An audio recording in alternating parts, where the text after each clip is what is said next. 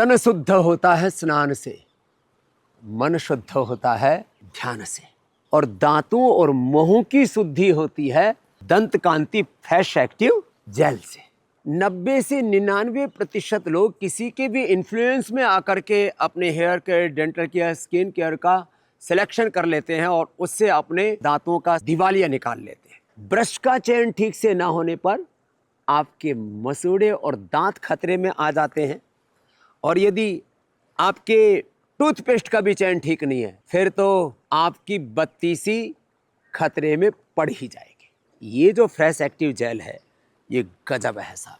दांतों की, मुंह की फ्रेशनेस तो अच्छी रहती है, इससे मसूड़े भी अच्छे रहते हैं, और 100 साल तक आपके दांतों की सुरक्षा की भी गारंटी है। इसमें गजब की फ्रेशनेस है, आपके दांत ऐसे चमकते दमकते रहेंगे। मैं 3 दशकों से कह रहा था एमएनसीज ने 1000 लाख करोड़ रुपए से ज़्यादा की लूट की। अब तो यूके की ऑक्सफैम इंटरनेशनल एक बहुत बड़ी सर्वे कंपनी है, उसने कहा है कि 1765 से लेकर के और 1900 तक ब्रिटिशर्स ने भारत का $64.82 ट्रिलियन लूटा है, और ये तो एक ब्रिटिशर्स के लूट है। इसमें पुर्तगीज हैं, डच हैं, हूण हैं, शक हैं, मुगल हैं, इन सब की लूट को लगाया जाए तो 100 ट्रिलियन से ज़्यादा तो भारत की अर्थव्यवस्था के ऊपर डाका डाला है, उसको लूटा है इन विदेशियों ने। और अभी भी विदेशी कंपनियों की लूट भारत में बदस्तूर जारी है। भारत की कुल अर्थव्यवस्था 16वीं-17वीं शताब्दी में होगी करीब $500 ट्रिलियन की, यदि मैं 25% की लूट मानता हूं, क्योंकि सारा देश तो लूट के नहीं ले गए। आज हम $5 ट्रिलियन की इकोनॉमी के लिए तरस रहे हैं कि भारत विकसित राष्ट्र बन जाए।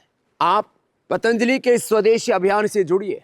हम योग के माध्यम से, कर्मयोग के माध्यम से इस देश का पुरुषार्थ जगाएंगे। योग धर्म, सनातन धर्म, राष्ट्र धर्म से जोड़ करके इस भारत को परम वैभवशाली विकसित भारत बनाएंगे, और जो पुरुषार्थ करेंगे उससे अर्जित अर्थ को भी भारत माता की सेवा में लगाएंगे। अभी भी हमने 1 लाख करोड़ रुपए से ज्यादा की चैरिटी इस देश के लिए की है।